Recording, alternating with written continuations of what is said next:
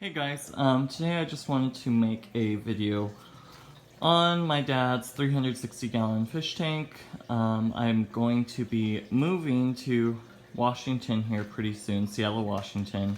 Currently I live in Southern California, and so I figured I would give you guys a little bit of an update on this aquarium. As you know, we kind of redid it and planted it and added lights to it that are on timers, and that was the first time that my dad has ever done anything like this with this aquarium, trying to get him more and more into live plants. But you know, yeah, so I kind of helped him do that.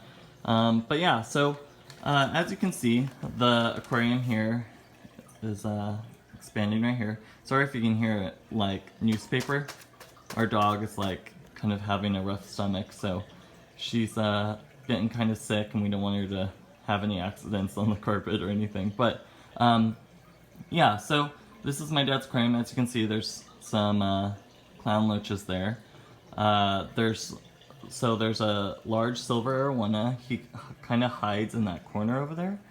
And there's two clown knives. One is the large one that was in here the last video, and then another one is the small one that we were growing out. It's about maybe 7 inches long, 8 inches, so it's like, you know, it's pretty medium sized, I'd say. Clown knives can get huge, so he's by no means an adult. And then of course we still have this common pleco, which you can't even see because the glass is so dirty. He comes in right there, and that's what that zucchini is for. But yeah, there's again 4 clown loaches in here. They're kind of like medium size, large size. They're about maybe 4 or 5 inches long. They kind of hang out in that little cave back there. But yeah, they're doing pretty good so far. I mean, you know, they're kind of just doing their own thing. They're growing lots, and everyone seems to be pretty happy. Now, as far as the plants, if you remember, we used to have kind of some hornwort here among the vines from the pothos, and that's no longer there because we were having some issues with blue-green algae, and we still kind of are. And for a tank like this, you can't really just throw in a bunch of like erythromycin or antibacterial stuff because it would cost a fortune. So we're just kind of trying to control it with the lights. If we see some, we turn it off, the lights off for like a few days. We turn it back on and it's gone, and then it comes back in a few days. So it's kind of annoying, but it's not really bothering us too much right now. And it doesn't really harm any of the inhabitants. It's just more of an aesthetic thing. But yeah, so there's no more hornwort back here. Again, sorry for the glass, it's filthy dirty, but we do have some Java fern that I've stuck kind of in this like Mopani wood back there. Again, and the camera wants to focus on the really dirty, oh there we go. But yeah, so there's some Java fern back there. You can see all the pothos roots. You can see a little bit of hornwort over there, but for the most part the hornwort is gone, and it was just getting like really messy, and it would rot, the bottom would rot off if it wasn't floating, so the bottom would rot off and die, and so we would have to trim it back anyways. You can see the little clown loaches there in their little cave. But yeah, so we have some Java fern right there. We have this huge like sword plant, and we got it from Petco, and it was this huge plant, and you can see it's kind of melting away, and there's some new growth down there, but that's kind of all it's been doing, is just kind of that. We do have some Vallisneria back there, but they've kind of stopped growing a little bit. You can see the big clown knife's tail right there. They've kind of stopped growing and kind of are just hanging out and kind of stagnant, not really doing that well. But again, if you remember, we didn't use any kind of fancy substrate. We just used plain gravel, so there's no fertilizers in this tank other than like the fish poop. But yeah, back there's a little tiny Apondageton, those like beta bulbs that you can buy at like Petco, PetSmart. I figured I'd toss them in there, and they're kind of growing right there. There's a few of them in here. Now here we have some Java fern, again, and kind of placed into the wood. You can see some of them are doing kind of well. I think this log actually kind of rolled forward this way, so you can see that they're kind of not facing the right direction, but there is some like really nice healthy growth on here. But then there's also kind of this like string algae or I don't know if it's detritus or algae or what, but you can see there's some right there. Some of the leaves could be trimmed off and stuff, but we're not really too worried about it. Again, we try to pick really easy growing plants, really kind of bulletproof ones. But yeah, on this side, again, you can see the arowana back there. He kind of just hides back there, and I've never seen a silver arowana like that. He'll like run out and then dive back behind the filter intake, or the, you know, I don't know, he just hides back there a lot, or in the roots of the pothos. But yeah, he's very skittish, and I've never seen a silver arowana like that. But yeah, so we have some Crypt Wendy Red right here. That was part of my beast plant haul. The plant was just so huge that I couldn't put it in any of my smaller tanks, so I went ahead and stuck it in here, and you can see it's kind of spreading there. We also have some, what's this, I think it's Bacopa, maybe? No, Anacris. We have some Anacris there.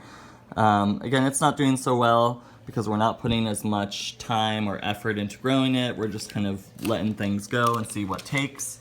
Again, there's a Pondigite in here. Again, part of that beta bulb bunch. I just kind of stuck it in here because it got too big for my 10-gallon. Another Java Fern, which is doing really well. Look at all the healthy growth on it. I mean, it's just all really nice, healthy growth. Again, that was bought from like Petco or something. You can see all the like crazy roots. Again, another Pondigite in here with some random little tiny Crypt pieces. I can't remember what those are. Maybe Crypt lucens. And we have some Vallisneria here, which you could probably see when I was showing you the arowana. There is a bit of like an algae problem up there, but again, we're just we're not really going for a perfect tank. We're just kind of trying to grow some plants in this tank, and seeing kind of what happens. But yeah, that's the overall update on this tank. The plants are doing as well as if, you know, we had bought like a nice substrate. They're kind of just stagnant, but they're kind of doing what we wanted and what we intended. The pothos are growing like crazy. You can see like some of the leaves are like as big as my hand.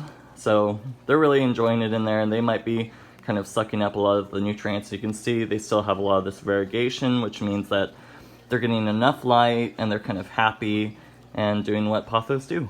But yeah, so that's kind of the update on this tank. We do have a large shovel-nosed catfish that, I wouldn't say large, but again, it's kind of growing out that we're, you know, kind of tempted to add to this tank, but we're afraid that it will eat the clown loaches because they're very cute and we don't want them to get eaten and be an expensive feeder fish. But yeah, so that's the update. Let me know if you guys have any questions. Again, I'm not striving for a perfectly planted tank or aquascape tank. We're just kind of trying to add some live plants and kind of seeing what we can do.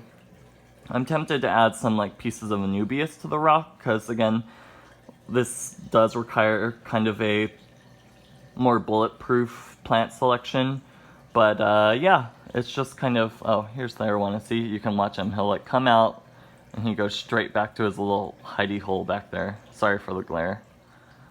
But yeah, he just comes out for a little bit. He eats great. All of these fish are eating great, including the clown knives.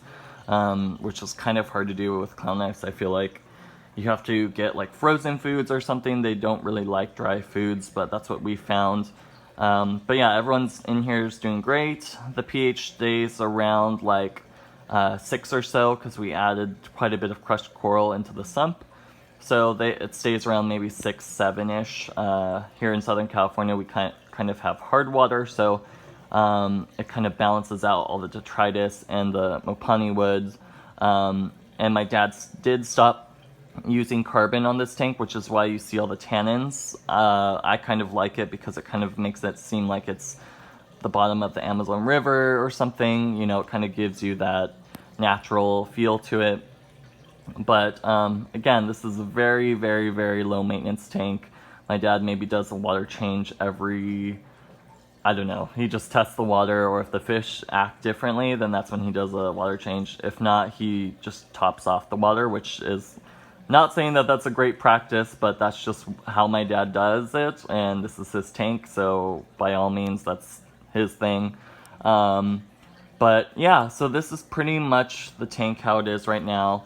I probably won't do another update before I move, which, again, I'll be several thousand miles away from my house here. So next time when I come down for maybe the holidays or something like that, I'll do another update if I can.